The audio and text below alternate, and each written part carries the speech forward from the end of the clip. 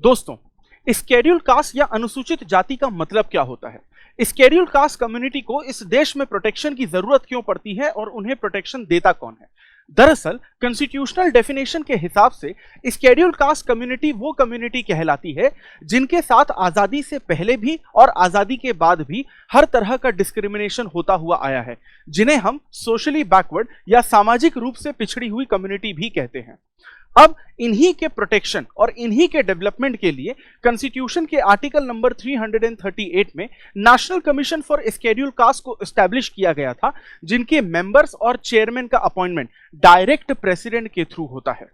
इन्हीं चीजों को डिटेल में समझने के लिए welcome back to Chahal Academy, और आज के इस वीडियो में हम पढ़ेंगे national commission for schedule caste का मतलब क्या होता है। साथ ही साथ ये देखेंगे कि इस national commission for schedule caste का मेजर पर्पस क्या होता है, national commission for schedule caste का इवोल्यूशन किस तरह से हुआ था, इनके फंक्शंस क्या हैं, रिमूवल प्रोसीजर क्या होते हैं इनके चेयरमैन और मेंबर के, और कौन कौन से इंपॉर्टेंट फैक्ट्स हैं जो इस कमीशन से जुड़े हुए हैं। दरअसल national commission for schedule caste आपको ओरिजिनली कॉन्स्टिट्यूशन में देखने को नहीं मिलता, लेकिन 89th कॉन्स्टिट्यूशन अमेंडमेंट 2003 के एक्ट के तहत national commission for schedule caste को as a constitutional body article number 338 में एस्टैब्लिश किया गया था। और इनके मेजर फैक्टर्स या ऑब्जेक्टिव्स की बात करें तो इनका मेजर फैक्टर ये है कि ये स्केड्यूल कास्ट से रिलेटेड जितने भी राइट्स होते हैं उनको प्रोटेक्ट करने की कोशिश करती है। यहां तक कि स्केड्यूल कास्ट कम्युनिटी से रिलेटेड जितने भी केसेस होते हैं उन पर इन्वेस्टिगेशन करने का काम, साथ ही साथ एनुअल रिपोर्ट यानी कि साल में एक बार रिपोर्ट सबमिट करने का काम भी ये लोग करते हैं, और इनकी रिपोर्ट डायरेक्ट प्रेसिडेंट को ही सबमिट की जाती है और बाद में वो पार्लियामेंट को भी फॉरवर्ड की जाती है। अगर हम national commission for schedule caste के इवोल्यूशन की बात करें तो इसके हिस्टोरिकल बैकग्राउंड में हमें सबसे पहले आर्टिकल नंबर 338 ही देखना पड़ता है, क्योंकि ओरिजिनली आर्टिकल नंबर 338 के तहत special officer for schedule caste and schedule tribe ही था, जो बेसिकली एक तरीके से सिर्फ एक सिंगल मेंबर बॉडी हुई करती थी, यानी कि इसमें सिर्फ एक ही मेंबर होते थे। लेकिन 1978 में इंडियन गवर्नमेंट ने एक मल्टी मेंबर कमीशन को एस्टैब्लिश किया जो पूरी तरीके से एक नॉन स्टैच्यूटरी बॉडी थी। अब 1978 में जो ये मल्टी मेंबर बॉडी को एस्टैब्लिश किया गया वो स्केड्यूल कास्ट या स्केड्यूल ट्राइब ऑफिसर का हिस्सा तो नहीं बनी, लेकिन स्केड्यूल कास्ट और ट्राइब ऑफिसर को असिस्ट करने के लिए एक बॉडी बनाई गई थी। यानी कि अगर special officer for schedule caste या ट्राइब को किसी भी तरह की एडवाइस चाहिए हो related to any of the case, तो वो इस मल्टी मेंबर कमीशन से एडवाइस ले सकते थे।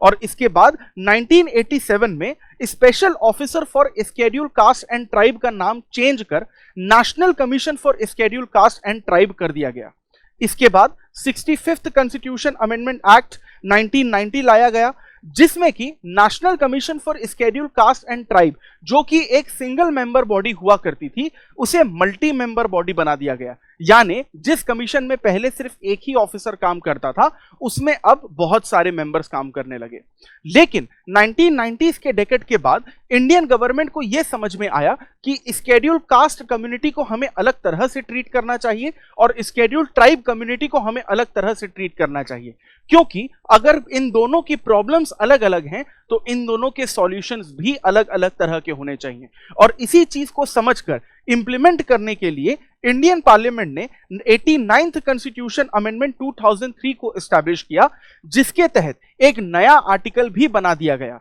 जिसमें हमने आर्टिकल नंबर 338 के तहत सिर्फ national commission for schedule caste को एस्टैब्लिश किया और एक नए आर्टिकल को एंट्री देते हुए that is article number 338 clause A के तहत national commission for schedule tribe को हमने एस्टैब्लिश किया। अब अगर हम इस national commission for schedule caste के फंक्शंस की बात करते हैं तो स्केड्यूल कास्ट से रिलेटेड जितने भी केसेस या मैटर्स होते हैं उनको मॉनिटर करने का काम, उन पर इंक्वायरी करने का काम, उन्हें सॉल्व करने का काम national commission for schedule caste ही करती है। यहां तक कि अगर किसी भी स्केड्यूल कास्ट कम्युनिटी के मेंबर के साथ किसी भी तरीके का डिस्क्रिमिनेशन या अन्याय होता है तो वो पर्टिकुलर स्केड्यूल कास्ट पर्सन सीधे या direct national commission for schedule caste को कंप्लेंट भी कर सकता है और उसकी कंप्लेंट पर एक्शन लेने का काम भी national commission for schedule caste ही करती है। इसके अलावा स्केड्यूल कास्ट कम्युनिटी के सोशो इकोनॉमिक डेवलपमेंट की जो रिस्पॉन्सिबिलिटी होती है